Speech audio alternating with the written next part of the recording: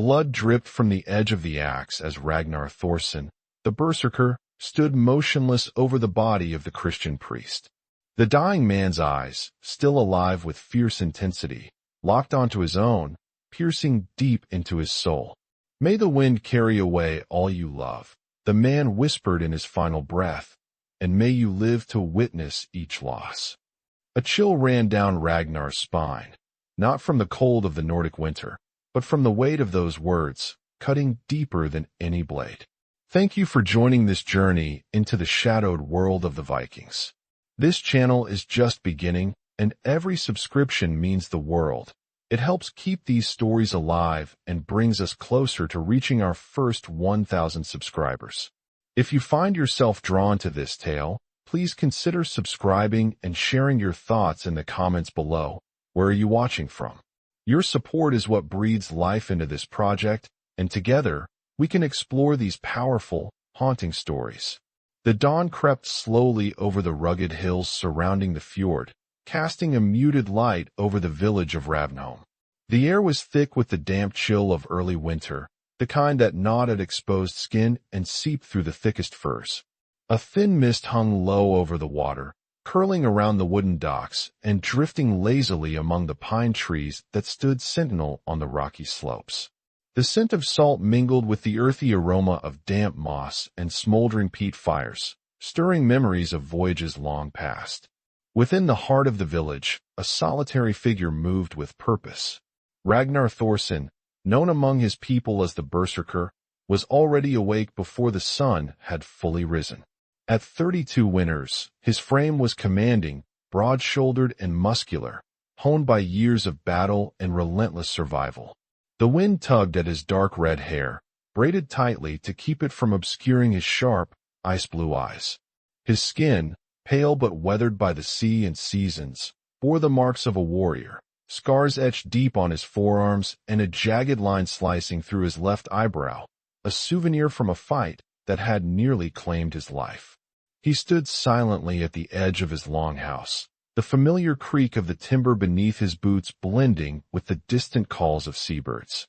Around him, the village slowly stirred, smoke curled upward from wooden chimneys, and children's laughter echoed faintly as they prepared for the day's tasks. Yet beneath the routine, a tension lingered in the air, as if the land itself whispered warnings beneath the howling wind. Ragnar's breaths came steady, his chest rising and falling beneath the thick woolen tunic. His hands, calloused and strong, rested upon the haft of his battle axe, an extension of his will and spirit. Around his neck hung the amulet of Tyr, the god of war and justice, its metal cool against his skin. The axe had been his constant companion for years, its blade dulled from countless clashes, yet still sharp enough to sever fate itself. He had returned home only a day earlier, after months spent raiding distant shores. The sea had been both ally and adversary, its merciless waves testing the resolve of Ragnar and his men. The stories of battle were etched into his muscles and mind, but none of that could compare to the beating of his heart as the familiar outline of Ravnholm appeared on the horizon. Here, among the towering pines and jagged cliffs, was the place that held his past and future. His wife, Astrid, awaited him with their children, Freyja, bright and lively at 7 winters, and Leif, a fragile infant barely half a year old. The thought of their faces had sustained him through the darkest nights at sea. Now, as the cold wind bit at his cheeks, he felt an ache that was both pain and balm, a longing so fierce it threatened to consume him. The village was small but resilient. Built from heavy timber and stone, the longhouses were clustered near the shore, their thatched roofs dusted with frost. Smoke from hearths wove a gray veil over the settlement, carrying the scent of roasting meat and burning pine resin. The ground beneath his feet was hard and uneven, littered with pine needles and the remnants of autumn's fallen leaves, crisp, brittle, and brown. Ragnar knew every path and rock here, every bend in the stream, every shadow beneath the oaks. This was his world, yet even in its familiarity, unease crept into his thoughts. The darkening skies hinted at the oncoming winter's harshness, but it was not nature alone that stirred his unrest. A low murmur reached him from the village square, where the clan's elders had gathered. He could hear the measured tones of Jarl Gunnar, his uncle, and the steady hand that guided Ravnholm through both peace and war. The Jarl's voice carried authority, but beneath it lingered the subtle tremor of worry. Whispers of change, of distant threats arriving on foreign ships, had spread like wildfire. Tales told of Christian priests journeying to the north, their words carrying promises and dangers alike. Ragnar's gaze hardened. He was a man of tradition, bound by the old ways, the gods of his ancestors, the code of honor that shaped his life. The thought of strangers preaching foreign faiths, challenging the old beliefs, filled him with a brooding fury. The only thing he knew for certain was the protection of his family and his people. Inside his longhouse, the warmth of the fire struggled against the biting cold. The walls, lined with animal pelts and shields bearing the clan's emblem, held the smell of smoked meat and damp wood. Flickering shadows danced across the rough-hewn beams as the flames licked the hearthstones. Ragnar's children slept soundly, their breaths soft and even. Freya's golden hair spread across her small pillow, her face serene in innocence. Leif nestled against Astrid's arms, wrapped in thick wool to shield him from the chill. Astrid herself was a figure of quiet strength. At 28 winters, her delicate features masked a resolve that had been forged through hardship and resilience. Her green eyes shone with an intensity that mirrored the wild forests surrounding Ravnholm. She moved with grace and purpose, her hands skilled in the healing arts, gathering herbs, brewing salves, and tending to the sick and wounded. Her presence was a beacon of hope and comfort amidst the uncertainties that loomed. Ragnar watched her as she cradled their son, whispering soothing words in the old tongue. The sound was a balm to his weary soul. For a moment, all the weight of the world seemed to lift, replaced by the simple joy of family. But even here, beneath the fragile peace, the shadow of the curse lingered. The days before his return had been filled with restless anticipation. Memories of distant shores, battles fought under foreign skies, and the roar of the sea haunted his every thought. Yet nothing had prepared him for what awaited beyond the mist and pine. Each morning, Ragnar rose early to train, a ritual as much for body as for spirit. The cold air bit at his lungs as he swung his axe through the empty space, the motion fluid and practiced. The sound of wood striking metal echoed across the clearing, mingling with the distant crashing of waves against the shore. His muscles ached, but the exertion brought clarity, a temporary reprieve from the heavy thoughts that pressed upon him. After his training, he would join the other men in repairing the longhouse walls or mending fishing nets, their hands rough but steady. The camaraderie was familiar, yet beneath the surface, each man wore his own burdens. The threat of encroaching change weighed heavily on them all. Evenings were reserved for the great hall, where the clan gathered around roaring fires to share stories and songs. The air thick with the scent of roasted boar and spiced mead, voices rose in laughter and lament alike. Yet, Ragnar often found himself distant, the memories of war and the priest's curse gnawing at his mind. His uncle Gunnar's warnings echoed in his thoughts. The Christians come not only with words, but with steel and fire. It was during one such gathering that Ragnar first noticed the subtle shift among the villagers. The old faith was no longer universally revered. Some spoke in hushed tones of the new God's promise. Others clung desperately to the old rites, lighting sacred fires and calling upon Thor and Odin to guard their souls. The tension was palpable, a fragile thread stretched thin by fear and hope. Astrid, ever perceptive, caught the unease in her husband's gaze. One night, as the fire burned low and the hall emptied, she approached him quietly. Her voice was soft but resolute. "Ragnar, the days grow darker. The winds carry more than cold now. We must prepare, for our children, for our people." He nodded, the weight in his chest deepening. "I have seen the signs. The gods test us." His hands clenched the axe handle, knuckles white. "I will protect them, whatever comes." Outside, the moon hung low, casting pale light over the snowy landscape. The silence of the night was broken only by the distant howl of wolves, a reminder that even in the one morning, before the village awoke, he ventured there again. The ground beneath his boots was soft with moss and fallen needles, muffling his steps. Shafts of morning light filtered through the branches, illuminating motes of dust that danced in the cool air. The scent of pine resin and damp earth filled his lungs. At the heart of the forest stood the oldest oak, its trunk wide and scarred, roots twisting deep into the soil. Ragnar placed his hand upon the rough bark, feeling the pulse of ancient power. He closed his eyes, seeking the counsel of Tyr.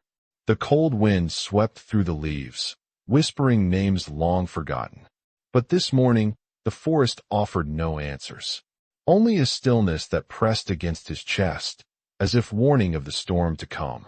Returning to Ravnholm, he found the village alive with preparations. The men sharpened weapons and fortified doors. The women gathered provisions and tended fires. Children's laughter mingled with whispered prayers and anxious glances toward the horizon. Astrid met him near the hearth, her fingers brushing a stray lock of hair from his damp forehead. "They come," she said simply, the words heavy with dread. Ragnar's eyes narrowed. "Then let them come." His voice was low, steeled against the fear that threatened to unravel him. "We will meet them as our ancestors did, with fire and blood." As the sun climbed higher, a strange silence settled over Ravnholm. The usual bustle slowed, replaced by watchful eyes scanning the treeline. The scent of salt grew stronger, carried on the breeze that shifted with a sudden chill. Some whispered that the Christians were arriving, that emissaries to bring their God's word. Others feared a more sinister fate. Ragnar stood at the edge of the village, his axe ready, heart pounding not from excitement, but the weight of impending loss. He could not shake the feeling that the curse spoken in dying breath was more than mere words. It was a shadow stretching across the land, dark and unyielding. Still, his grip on the axe tightened. For his family, for his clan, he would face whatever storm approached. The old gods demanded it. So did his heart. As the first figures appeared on the horizon, cloaked in dark robes and bearing crosses, Ragnar's world tilted on the edge of a blade. The winds shifted, carrying with them the promise of fire, blood, and the bitter taste of fate. But long before the clash of swords and the cries of battle, the heart of Ravnholm beat steady, filled with hope and the fragile warmth of home. And in that fleeting moment, Ragnar held on to the last threads of peace, unaware that the wind's cruel promise was already taking shape. The cold wind cut through the village like a blade, carrying with it the distant cries of suffering and despair. Ragnar stood near the edge of Ravnholm, the weight of his axe familiar and steady in his grip. His breath formed white clouds in the frigid morning air, and his eyes, sharp and blue as the northern ice, scanned the horizon for any sign of the approaching threat. Yet, beneath his hardened exterior, a storm brewed, one of doubt, grief, and an unsettling question. How much was he willing to risk for those who could no longer protect themselves? The day had unfolded with grim tidings. The village was scarred, but still standing against the onslaught that had shattered their peace. Survivors moved like ghosts through the ruins, their faces pale, eyes hollowed by loss. The longhouse where once laughter had echoed now stood silent, its doors splintered, the hearth cold. Ragnar's heart ached for them all, but none more so than for his own family, fractured and scattered by fate's relentless hand. As he patrolled the outskirts, his piercing gaze caught a movement near the wooded edge. Something, or someone, stirred beneath the canopy of frost-laden branches. A shadow among shadows. Ragnar's instincts sharpened instantly. His grip tightened on the haft of his axe, muscles coiling like a predator ready to strike. But something held him back, a faint, fragile sound that pierced the howling wind. A child's cry. He moved silently, each step deliberate, as if the very earth warned him to tread carefully. The cries grew more distinct, trembling with fear and exhaustion. Pushing aside a curtain of pine boughs, Ragnar's eyes fell upon a small figure huddled against the gnarled roots of an ancient oak, the sacred tree that had witnessed rites and sacrifices for generations. The child was no more than 7 winters, her golden hair tangled and damp with dew and tears. Her blue eyes, wide and glassy with shock, reflected the cold world around her. She clutched a small wooden doll, worn by years of loving hands, a remnant of innocence in a world that had already shown her cruelty. Freya. Ragnar's breath caught in his throat. For a moment, the harsh warrior within him softened. He knelt beside her, the rough fabric of his tunic brushing against her fragile frame. Freya, he whispered, voice thick with emotion. His daughter's name was a prayer and a curse all at once. She did not speak, only clung tighter to her doll, as if it were the last tether to a world she barely understood. Her small body trembled, not from the cold alone, but from the weight of loss and terror that no child should bear. Ragnar's heart shattered anew. Yet, even as relief flooded through him, a new wave of dread crashed against his chest. There was no sign of Astrid or Leif. The priest's curse echoed in his mind, a cruel prophecy unfolding with relentless precision. The wind was taking everything he loved, piece by piece. A sudden rustling in the underbrush snapped him back to the present. He rose swiftly, axe raised, eyes narrowing into slits of steel. The village had enemies still lurking, wolves, bandits, or worse. His senses screamed for violence, but the child's frightened gaze held him back. She was helpless, vulnerable, a symbol of all that he must protect. But how? Ragnar's mind raced with the burden of impossible choices. To stay meant risking the village's fragile defense. To leave meant abandoning a fragment of his shattered family to an uncertain fate. His soul wavered on the edge of a blade. Then, a faint sound, a distant shout from the village. His uncle Gunnar's voice, strained, calling for aid. Ragnar's instinct screamed that danger was approaching. Another wave of invaders, perhaps, or a band of desperate men seeking to pillage what was left. Time was scarce. Freya, he said softly, gathering her into his arms. Her small body seemed to melt into his, seeking warmth and safety. The crushing weight of responsibility bore down on him. This child, too, was now his charge. He glanced once more toward the darkening forest, then back to the battered village. The choice was clear. Ragnar would not abandon her. He strode swiftly toward Ravnholm, every sense alert, every muscle coiled for the battles yet to come. His heart beat fiercely, not with rage, but with a fierce protective love that no curse could extinguish. Inside the village, the survivors looked up as he approached, a figure of raw strength and unyielding will. Freya's presence stirred a fragile hope, a reminder that even in the deepest darkness, life endured. Yet, Ragnar knew the road ahead would be long, shadowed by loss and haunted by the priest's curse. Still, with his daughter in his arms and his axe at his side, he vowed to face whatever wind came next. For her, for Leif, for the fragments of family he still clung to. The wind howled through Ravnholm, carrying with it the ghosts of those taken, and the promise of a reckoning yet to come. The biting wind had not yet settled when Ragnar returned to Ravnholm, with Freya cradled tightly against his chest.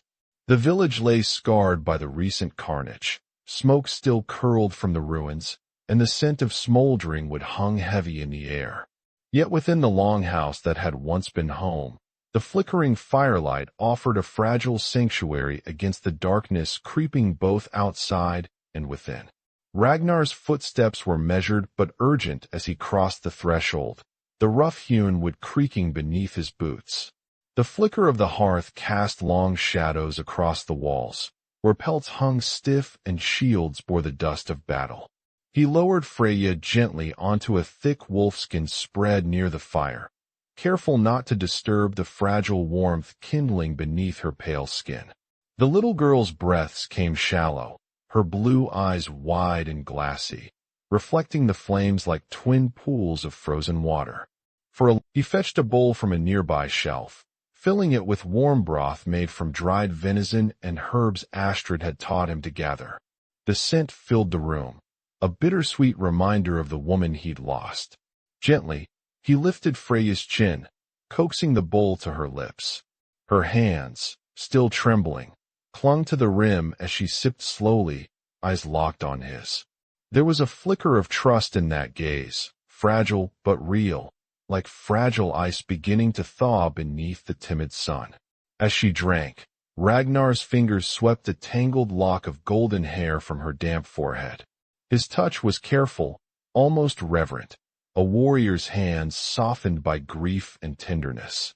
The silence between them was its own language, a communion beyond words, where pain and hope intertwined.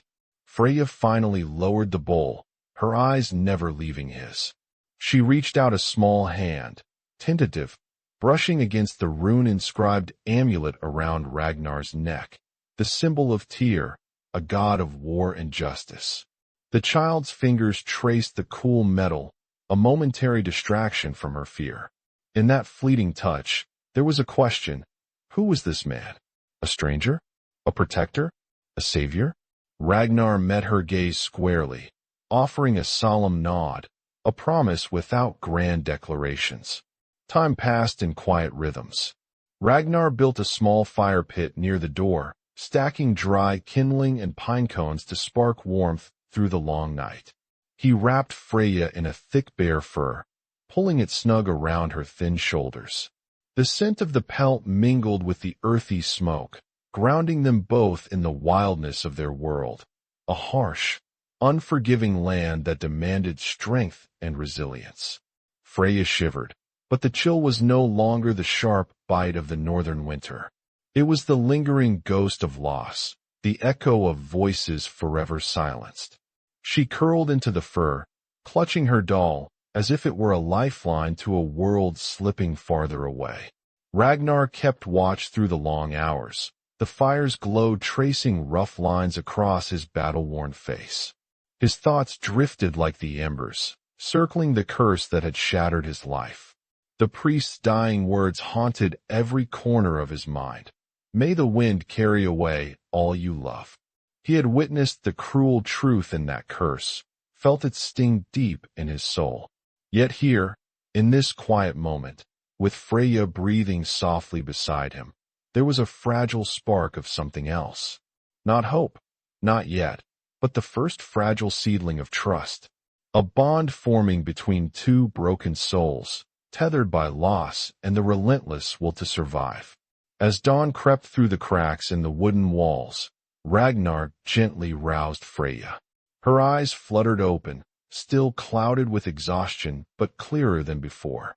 She looked up at him, lips parting to form a word, a name, perhaps, or a question. Ragnar leaned closer, his voice a low rumble beneath the morning hush. "We will find your brother," he said simply. "No matter the cost." Freya's gaze held his, a silent exchange passing between them. In the depths of her eyes, a glimmer of resolve emerged, fragile as a leaf trembling in the wind. Together, they would face the uncertain path ahead. The small cabin filled with the quiet stirrings of life, Freya's tentative movements, the crackle of the fire, and Ragnar's steady presence anchoring them both. Outside, the wind still whispered its mournful song through the pines, but within these walls, the storm found no purchase. For now, Ragnar knew the journey ahead would test every fiber of his being. The sea was vast and merciless, the world beyond Ravenholm filled with unknown dangers. But with Freya beside him, he felt a flicker of something he had long thought lost, a reason to fight, to endure. As he prepared a simple meal of dried fish and hard bread, he watched Freya examine the small wooden doll again, her fingers tracing the worn edges. The child's eyes, so like his own, hinted at stories yet untold. Tales of a family torn apart, of faith and defiance, and of a father's desperate promise. The silence deepened, broken only by the occasional crackle of the hearth. Ragnar's thoughts wandered to Astrid, the soft strength of her hands, the fierce light in her green eyes. The memory burned like a brand, both a comfort and a wound. He reached out, touching the pendant she had once worn, tucked safely within his cloak. Freya's gaze lifted, curious. Ragnar offered her a faint smile, the first in many moons. In that moment, words were unnecessary. They were two souls adrift in a sea of loss, finding in each other the fragile anchor of connection. Night deepened, wrapping the longhouse in shadows. Freya fell into a restless sleep, her small body rising and falling with the rhythm of dreams and fears. Ragnar sat by the fire, the weight of the past pressing heavily on his shoulders, yet tempered by the warmth of the child beside him. He reached out, brushing a stray lock of hair from her forehead once more. His voice was barely more than a whisper, a vow carried on the wind. We will face whatever comes. Together. Outside, the cold wind howled, but within, a fragile peace held sway, for now. The wind carried whispers across the rugged hills and dense forests surrounding Ravnholm, stirring the dry leaves and rattling the heavy wooden shutters of the surviving longhouses. News traveled fast in these parts, faster than even the swiftest longship slicing across the fjord's icy waters. Tales of loss, of bloodshed, and of a man burdened by a curse had spread beyond the village's battered walls, reaching ears both near and far. And now, with Freya safely by Ragnar's side, the fragile peace they had managed to carve out was beginning to crack under the weight of eyes watching from the shadows. Ragnar kept to the edges of the village, his keen gaze always scanning for signs of watchers, men or women who might bring trouble or demand answers. His axe hung at his hip, worn handle carved with runes that sang of protection. The silence of the morning was heavy, not with calm, but with the tension of unseen forces gathering like storm clouds. Freya clung to his cloak, her small fingers wrapped tight around the thick wool, the only anchor she had in a world turned upside down. It was not long before the first visitors arrived.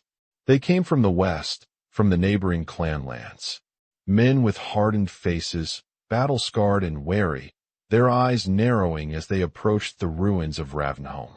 Their leader was a tall man named Sigurd, known among his people as a shrewd warrior and a cautious man who spoke little but watched much.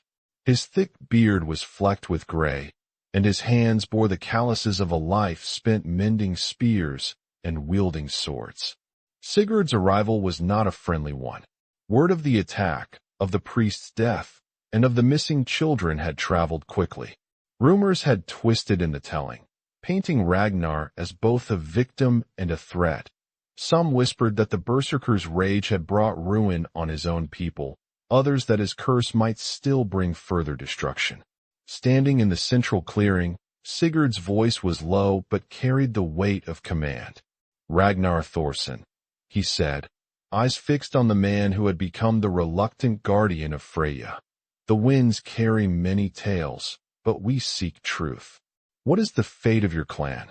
What of the boy, the infant taken from your hearth?" Ragnar's jaw tightened, his blue eyes burning with unyielding resolve. "The boy is gone, carried away by those who worship a foreign god. I will find him. That is all I say." Sigurd's expression darkened. "We have heard whispers, not just of your loss, but of your movements. The sea is wide, and your journey will cross paths with many. Some will see your path as defiance, others as danger. You walk a thin line between vengeance and madness." The tension in the air was like the taut string of a bow, ready to snap. Around them, villagers watched silently, faces drawn and guarded. Freya's small hand tightened on Ragnar's cloak, sensing the gravity of the moment even if her young mind could not fully grasp it. Sigurd stepped closer, his voice dropping to a harsh whisper meant only for Ragnar. "You carry more than grief, berserker. Your curse is not just a story for fireside tales, it marks you now. Others will come seeking justice or retribution for what happened to the priest and his men. You must choose. Protect this child and risk. Sigurd's voice cut through the murmurs. We do not seek war, but we cannot ignore what has transpired. The curse you bear threatens us all. You must come with us to the council at Halden, a place where disputes are settled and the fate of those who break the peace is decided. Ragnar's fists clenched, the cool metal of his amulet pressing deeper into his chest. He felt the eyes of his people, survivors still clinging to hope, and the ache of loss that had hollowed his heart. To walk into the council was to face judgment, to expose Freya to dangers yet unseen. But to refuse was to invite more bloodshed, more suffering. He looked down at the child once more. Her small face was pale, but her eyes held a quiet strength that belied her years. She was the last ember of his family's flame, and he would not let it die. I will go, he said at last, voice low and resolute. But only if she goes with me. Sigurd studied him for a long moment, then nodded slowly. So be it. But know this, the council will not be easy, and the world beyond Ravnholm is no longer the one you know. As the sun dipped lower, casting long shadows across the valley, Ragnar prepared for the journey that lay ahead. The path to Halden was fraught with danger, traveling through lands where old grudges simmered beneath polite faces, and new alliances threatened the fragile balance of power. The villagers gathered what supplies they could spare, offering silent prayers to the gods. Astrid's brooch, a small silver corvo that had once adorned her cloak, was passed to Freya, a token of protection and memory. Ragnar fastened it around his daughter's neck, the cool metal warm against her skin. That night, as the village settled under a blanket of stars, Ragnar sat by the dying embers of the fire. His thoughts were heavy with worry, not just for the journey, but for the unseen forces now closing in around them. There were those who saw the curse as a sign of divine punishment, others who sought to exploit the chaos for their own gain. Traders from distant lands, rival clans hungry for power, and the ever-watchful eyes of the Christian converts. All were drawn to the tale of the berserker and his lost family. Freya stirred in her sleep, her small hand reaching for Ragnar's. He grasped it gently, a silent promise to protect her from whatever storm was coming. The next morning, the party set out at dawn, Ragnar, Freya, and a small band of trusted men from Ravnholm. The air was crisp and sharp, the sun barely cresting the horizon as they began their trek toward the council. As they moved through dense forests and rocky passes, Ragnar remained vigilant.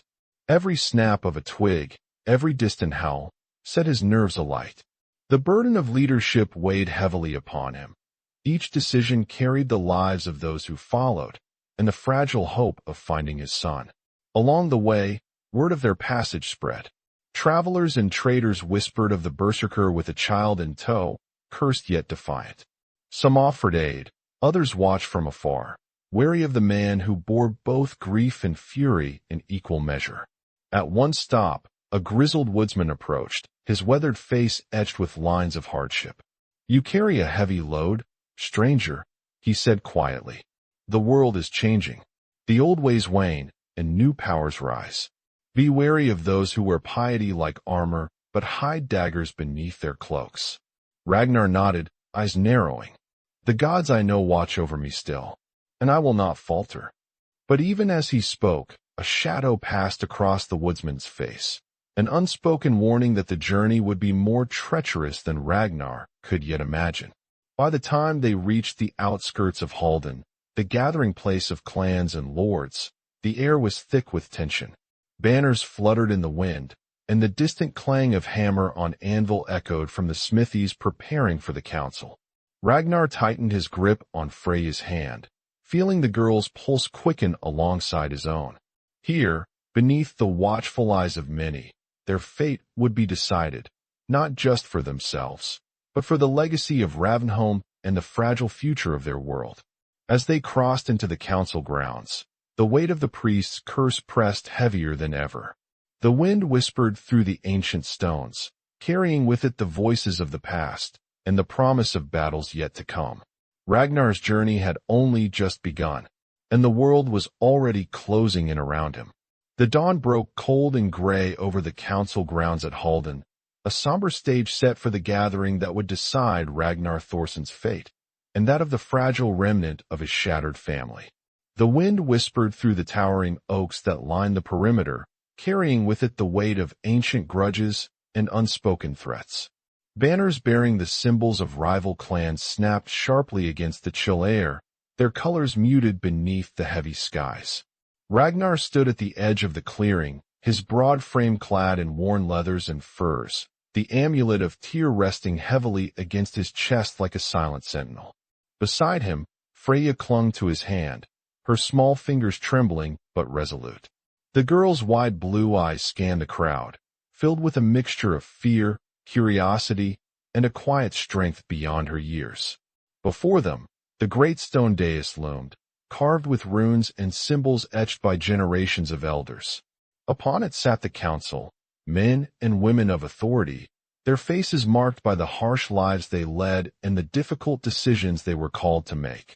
At the center, the Jarl Eldrick, a gray-haired leader known for his unyielding judgment and sharp mind, regarded Ragnar with a mixture of suspicion and weariness. The murmurs of the gathered crowd rippled through the air, a current of tension and anticipation. This was more than a trial, it was a reckoning. The death of the priest, the destruction of Ravnholm, the disappearance of the children, all had stirred fear and anger that threatened to ignite into violence. Ragnar's gaze hardened as he stepped forward, his voice low but steady. I stand before you not as a fugitive, but as the last protector of my blood. My wife is dead, my son taken, and my daughter clings to life only by the mercy of the gods. I seek not war, but justice.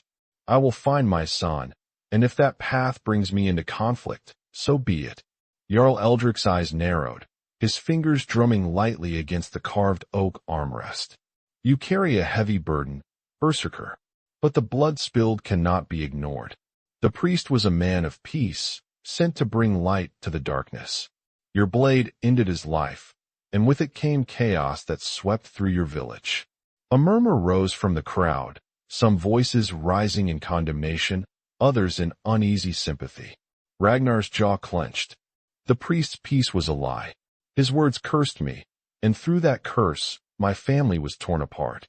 I bear no joy in his death, but I will not be made a scapegoat for those who came with steel and fire. An elder woman, her face lined with age and wisdom, stepped forward. And what of your daughter, Ragnar? What future do you offer her if you continue down this path of vengeance? The winds of change blow strong. You must decide whether to bend with them or be broken. Freya shifted beside him, clutching the silver Corvo brooch at her throat, a precious link to the mother she barely remembered. Ragnar knelt slightly, his gaze softening as he placed a hand on her shoulder. She will not suffer as we have. I will protect her life and her soul.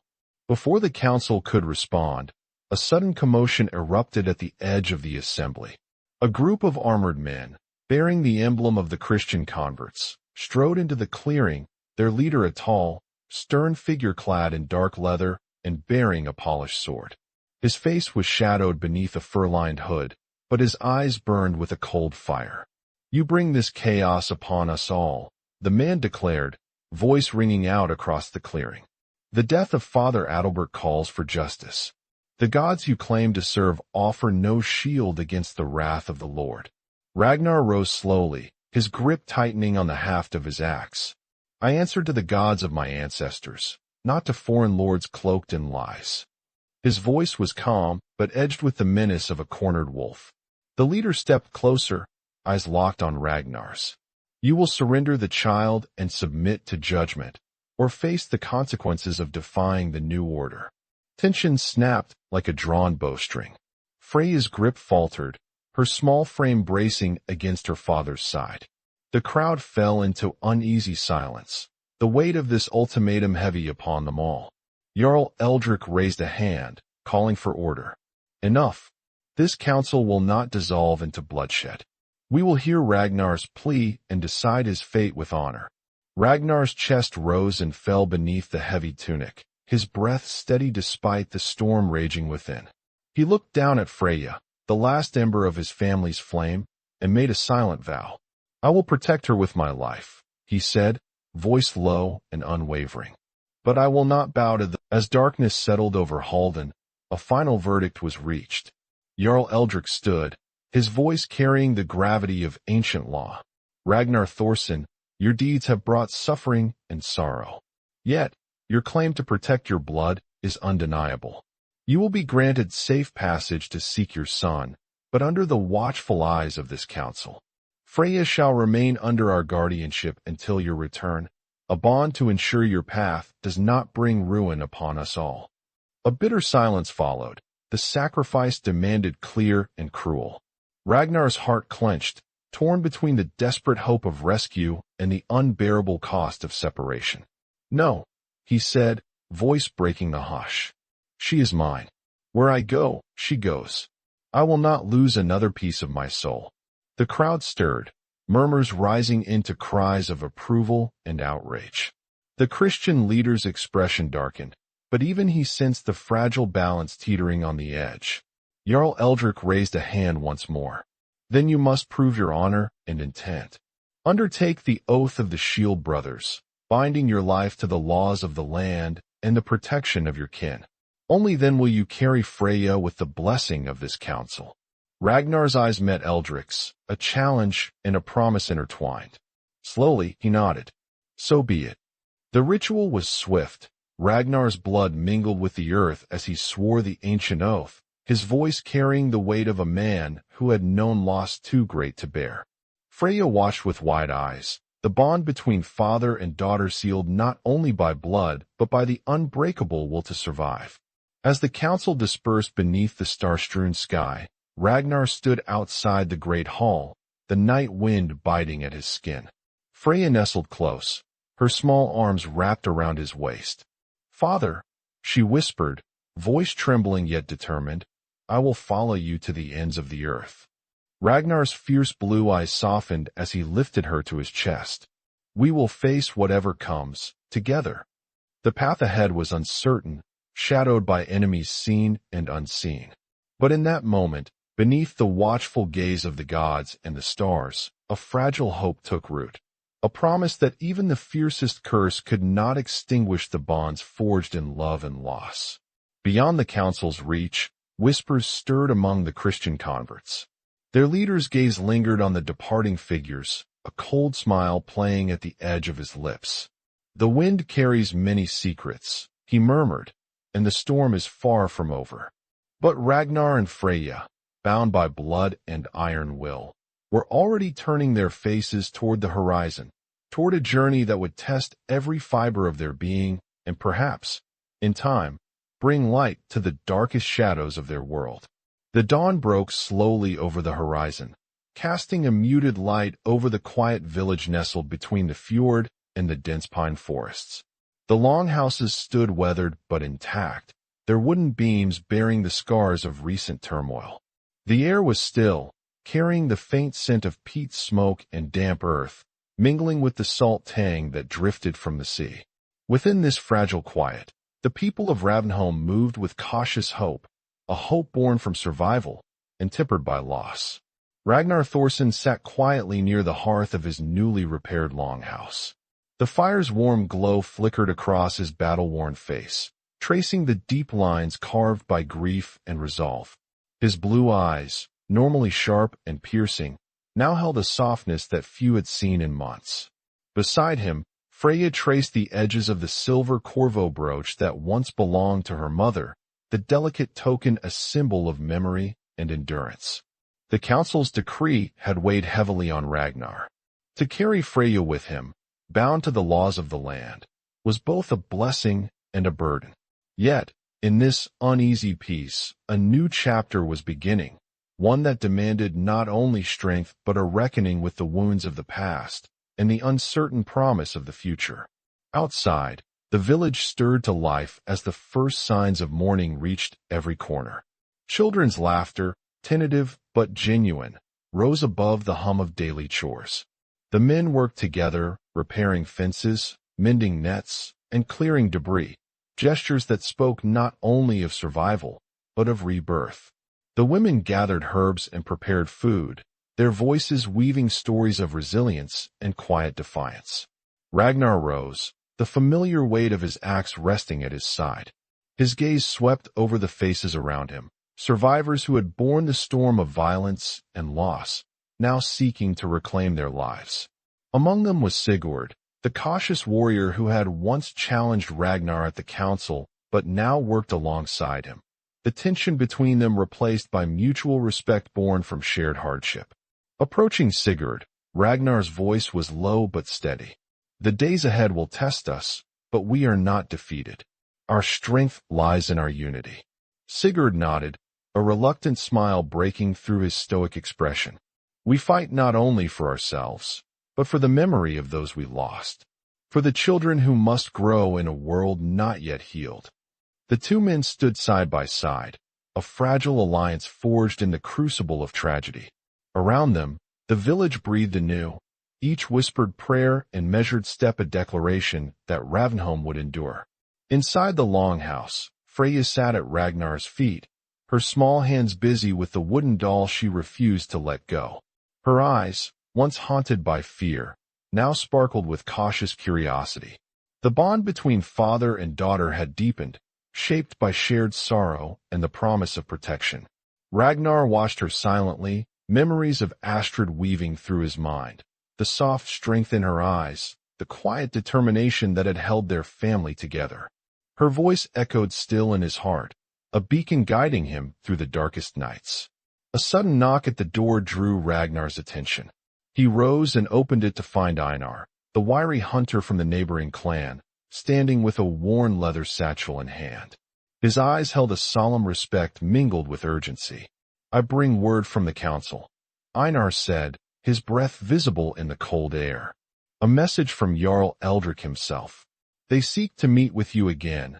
There is talk of a new threat, one that could undo the fragile peace we have fought to build."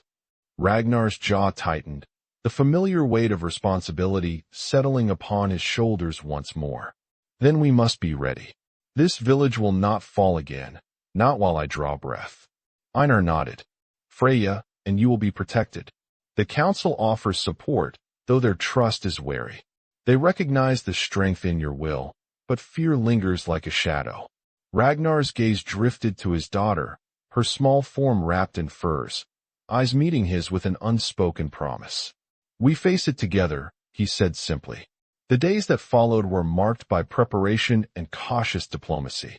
Ragnar traveled to Halden, accompanied by Sigurd and a handful of trusted men, to meet again with the council and representatives of the Christian converts. The gatherings were tense, old wounds threatening to reopen amidst the fragile attempts at understanding. Yet, amidst the rigid speeches and guarded glances, moments of unexpected grace emerged. Jarl Eldrick, once stern and distant, softened when speaking of the losses endured. "The curse that haunted Ravnholm need not be a chain," he admitted. "Perhaps it is also a call to find new paths, to forge alliances that honor both past and future." The Christian leader, though unyielding in faith, showed a flicker of acknowledgement toward Ragnar's resolve. "Your strength commands respect," he said, "and your love for your children is undeniable. This land changes, but bonds forged in hardship endure." Ragnar, in turn, spoke not with defiance but with measured candor. "I do not seek to undo the gods you worship, but I will not abandon the gods of my ancestors, nor the blood that flows through my veins." Slowly, a fragile peace began to take shape, rooted in uneasy truce, but sustained by the shared desire to prevent further bloodshed. The council agreed to extend protection to Ravnholm and to aid Ragnar's quest to find Leif, the child taken by the Christians, now a symbol of hope and reconciliation. Back in Ravnholm, the village responded to this new dawn with resilience. Walls were strengthened not only with wood and stone, but with the trust slowly rekindling among neighbors. Freya's laughter, tentative at first, blossomed with each passing day, her innocence and spirit a balm to the wounded hearts around her. One evening, as sunset bathed the sky in deep amber, Ragnar found himself alone with Freya near the edge of the fjord. The water sparkled beneath the fading light, calm and serene, a stark contrast to the storm that had once swallowed his family whole. He handed Freya the wooden doll. Yet, even as hope stirred, Ragnar knew his path was far from over. The loss had carved deep wounds, and the road to reunion would demand sacrifices yet unseen. But now, with Freya by his side and the fragile peace holding fast, he found the strength to face the uncertain horizon. At night, as the village settled beneath the watchful stars, Ragnar would look out over the fjord, the amulet of Tyr cold against his chest. The wind would rise once more, carrying voices from the past and whispers of destiny yet to come. And in that wind, Ragnar heard not only the echo of a curse but the stirring of redemption, a chance to reclaim what had been lost and to forge a legacy born not of rage, but of enduring love. The shadows would not vanish entirely. The scars of battle and betrayal would remain, etched into the land and the souls of those who survived.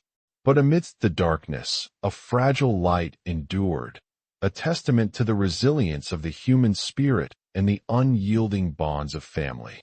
Ragnar Thorsson, the berserker, had been broken by the wind.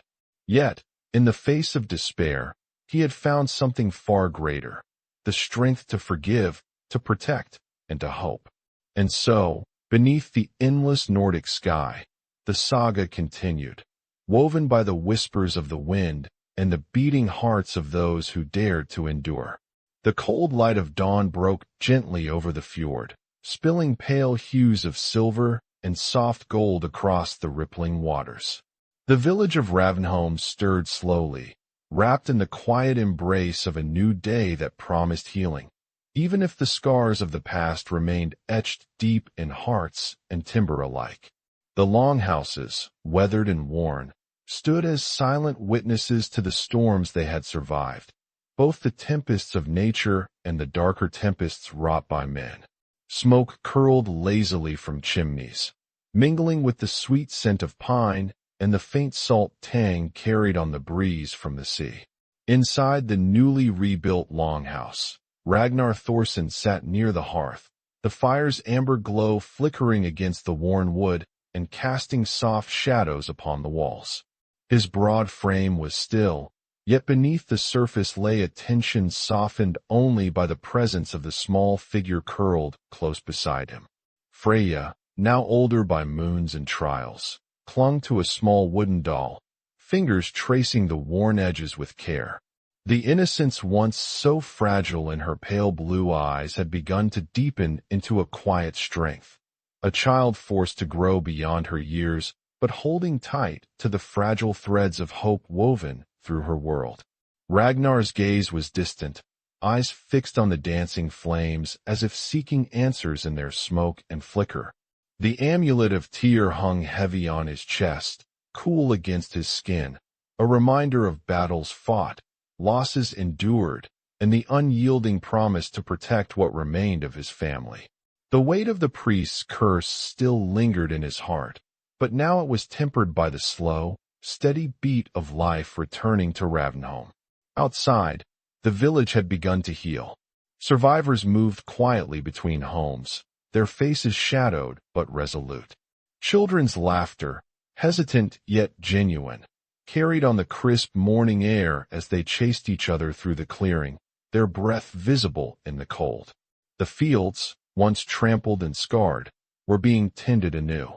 The stonemason's hammer rang steady, shaping new foundations, while the women gathered herbs and prepared meals, their hands steady despite the memories that clung to their souls. A faint murmur of voices drew Ragnar's attention to the doorway. Standing just beyond the threshold was Sigurd, the wary warrior who had once stood as both rival and reluctant ally. His face, weathered and serious, softened as he took in the scene before him, the father and daughter bound by shared grief and enduring love. "Ragnar," Sigurd said quietly, stepping inside. "The council's message arrived at dawn. They offer aid and speak of new alliances, calls for peace to hold what little remains." Ragnar's eyes met Sigurd's, steel meeting shadow. "Peace is fragile, he replied, voice low but steady. But it is the only path left that does not end in blood.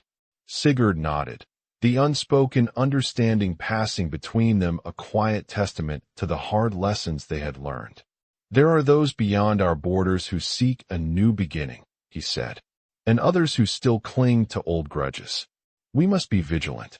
Ragnar's gaze shifted toward Freya, who now sat upright, attentive despite the lingering weariness in her frame. The girl's fingers toyed absent-mindedly with the silver Corvo brooch resting at her collarbone, the last gift from her mother and a symbol of the bond that had survived the cruelest winds. Is she ready? Sigurd asked cautiously. Ragnar's lips curved in a rare, faint smile. She is stronger than I ever hoped. The wind has not broken her. Outside, the first traders arrived, their carts laden with goods from distant lands, cloths dyed in vibrant colors, tools forged by far-off smiths, and spices whose scents tingled the air with warmth. The village square filled with voices once more, cautious but growing in confidence. New faces mingled with old, and though suspicions remained beneath the smiles, a shared purpose began to weave a fragile web of community. Among the newcomers was a young woman named Ingrid, her hair a dark curtain contrasting with the snowy landscape, her eyes sharp as flint. She carried herself with quiet determination, bearing a small bundle wrapped in linen. Word had spread of Ravenholm's endurance, and Ingrid had come seeking refuge, her own village lost to the tides of war and faith. Ragnar met her gaze when she stepped into the hall, her presence a subtle challenge and an unspoken promise. Freya, curious, approached her cautiously, eyes wide with the mix of hope and wary trust that had become second nature. Ingrid smiled softly at the child, kneeling to meet her at eye level. You carry your mother's strength, she said gently, and your father's fierce heart. Freya's lips curled in the faintest echo of a smile in return. For a moment, the long shadows of the past seemed to lift. As days turned into weeks, Ingrid became a part of Ravenholm's fragile rebirth, sharing skills learned from distant lands, tending to the sick alongside Astrid's legacy, and helping to forge new bonds between the village and neighboring clans.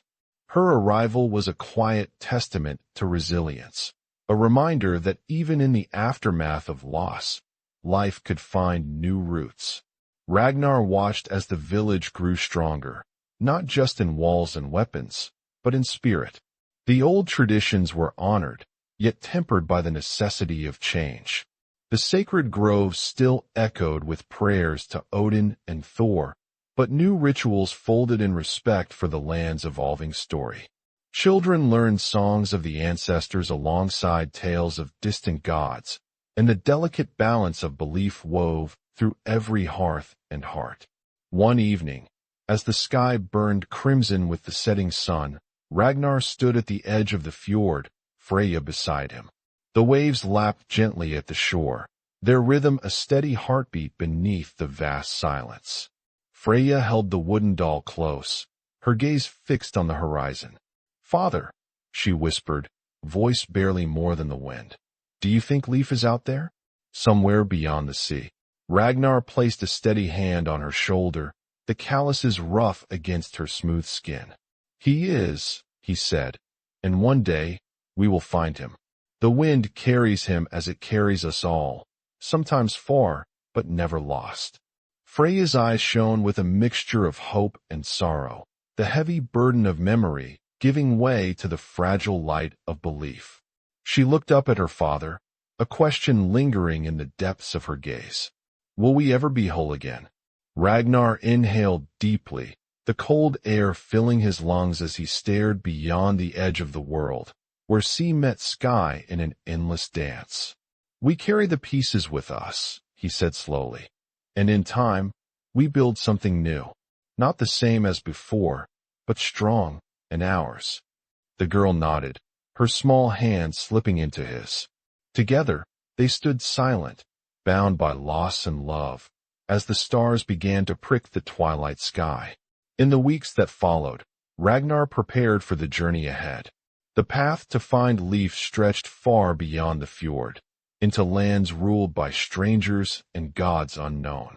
The wounds of the Ragnar looked back at the village one last time. The homes, the faces, the flickering fires burning against the cold night. The legacy of Ravenholm was not just in stone and wood, but in the hearts of those who refused to surrender to despair. In the laughter of children, the strength of warriors, and the quiet resilience of those who loved fiercely, even when all seemed lost. With a final breath, Ragnar pushed off from the shore, the boat gliding smoothly into the open water. Freya stood beside him, eyes fixed on the horizon where sky and sea blurred into one. "Wherever the wind takes us," Ragnar whispered, "we carry home within us." The journey was long, and the seas wide.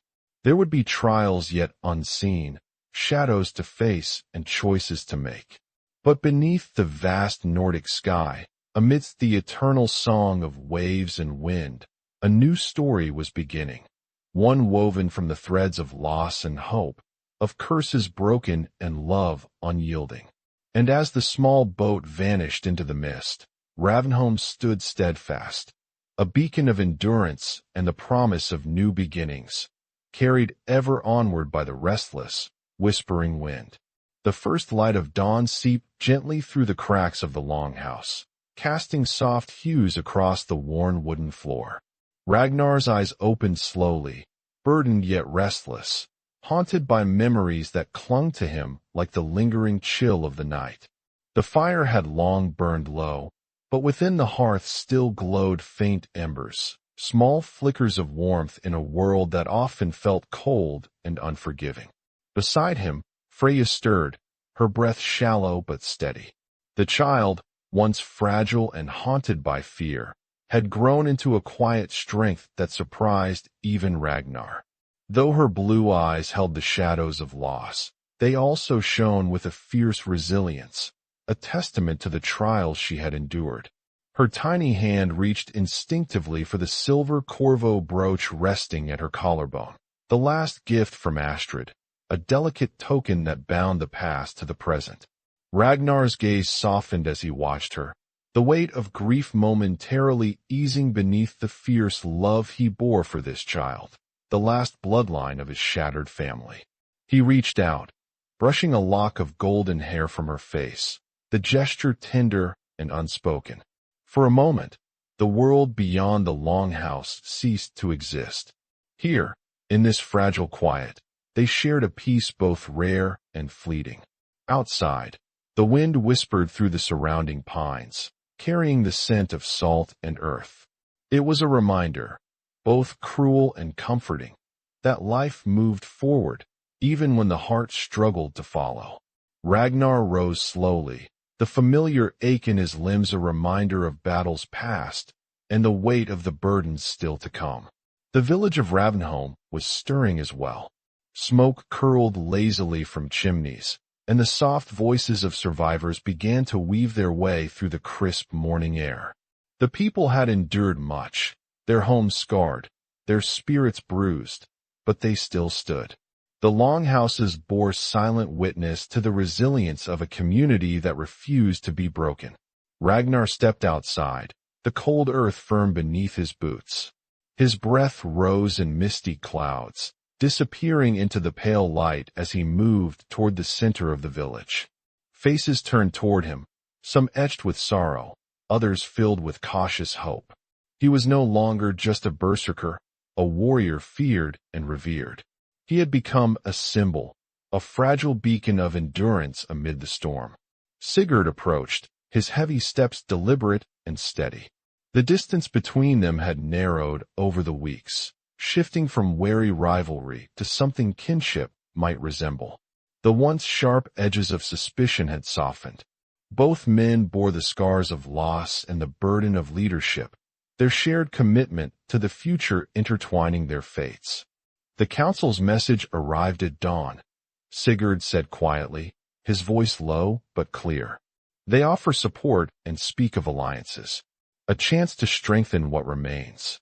Ragnar nodded, the weight of responsibility settling more firmly on his broad shoulders. Peace is a fragile thing, but it is all we have left. We must protect it for the children, for those yet to come. A brief silence lingered between them, filled with the unspoken truths of their world. The gods were watching, but their favor was neither certain nor easily earned. The shifting tides of faith and power threatened to unravel the delicate balance woven between clans, gods, and men.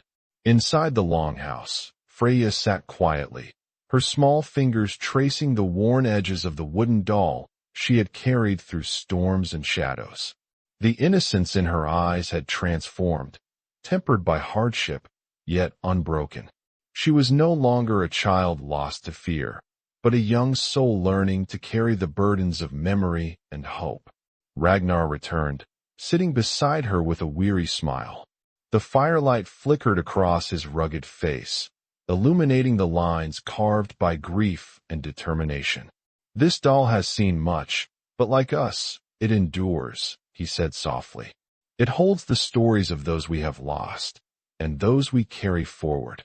Freya looked up, her gaze steady, searching his face.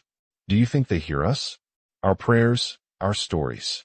Ragnar's eyes drifted toward the dancing flames, as if seeking answers in their shifting shapes. "I believe they do. The wind carries more than curses. It carries memory and the promise of new beginnings." Outside, the village was awakening fully, children's laughter weaving through the morning chill, the rhythmic hammering of the stonemason shaping new foundations, and the steady chatter of neighbors rebuilding not just homes, but their broken lives. Among the newcomers was Ingrid, a woman whose presence had become a quiet force within Ravnholm. Her dark hair contrasted sharply with the pale landscape, and her eyes held a sharpness that spoke of hard-won wisdom. She had arrived seeking refuge, but she had given much in return, a reminder that even in the coldest winters, warmth could be found. Freya approached Ingrid with hesitant curiosity, the child's eyes reflecting a cautious hope that had become hard-won. Ingrid knelt, her voice gentle as she spoke. "You carry your mother's strength and your father's fierce heart." The girl's lips curled faintly, a fragile smile blossoming amidst the shadows of memory. Days passed with quiet determination. The village healed, walls rebuilt, fields tended, and old traditions honored, though tempered by the ever-shifting tides of change. The gods of thunder and war still held their place, but new rituals and voices wove into the fabric of life, blending old and new. When the time came, Ragnar prepared for what lay beyond the visible horizon. The search for Leif, the son taken from the hearth by foreign faith, was no longer just a quest of vengeance. It had become a journey of hope, a chance to reclaim something lost but not forgotten.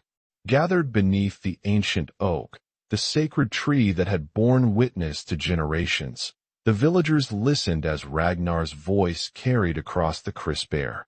"I go to find what was taken, to bring home the last of my blood. But I leave behind not just pain, but the strength to endure, and the promise that Ravnholm will rise anew." The murmurs of acceptance rolled through the crowd like a soft tide, carrying with it the weight of shared loss and the fragile hope of renewal. Sigurd clasped Ragnar's forearm, an unspoken pledge that the bond forged in hardship would not break. Ingrid watched Freya with a steady gaze, offering a reassuring smile, a beacon against the uncertainty that lay ahead. As dawn broke, the small boat waited at the water's edge, laden with provisions and the quiet determination of a father and daughter bound by love and loss. The wind filled the sail, steady and true, not a curse this time, but a guiding hand. Ragnar looked back toward Ravnholm one last time. The hearths, the faces, the fires burning against the cold night. The legacy of his clan was no longer just in stone and wood, but in the hearts of those who refused to yield, who carried their grief with fierce pride.